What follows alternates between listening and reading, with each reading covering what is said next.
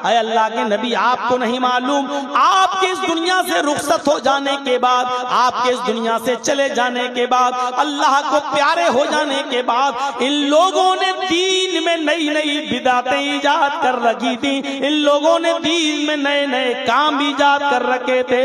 आपके दुनिया से रुखसत हो जाने के बाद इन्होंने दीन में नई नई खुराफातें ईजाद कर ली थी, नई नई चीजों को दीन समझ के करने लगे थे।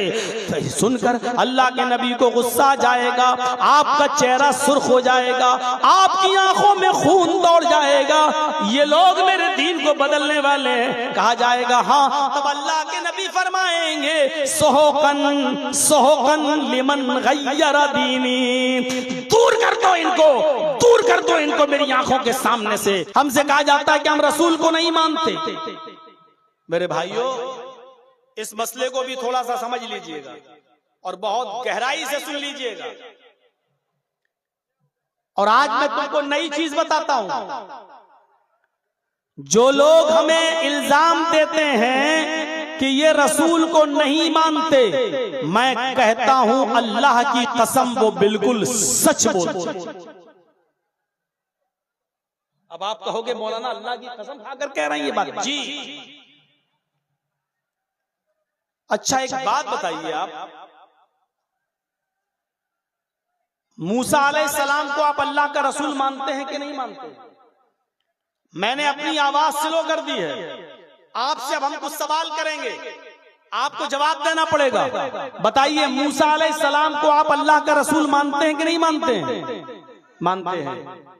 लेकिन यहूदी तो कहते हैं कि मुसलमान मूसा को नहीं मानते। कहते कि नहीं कहते हैं? वो कहते हैं मूसा को हम ही मानते हैं। यहूदी कहते हैं कि मुसलमान मूसा को नहीं मानते। आपसे हम सवाल कर रहे हैं, आप ईसा अलैहिस्सलाम को मानते हो कि नहीं मानते हो? मानते हैं ना?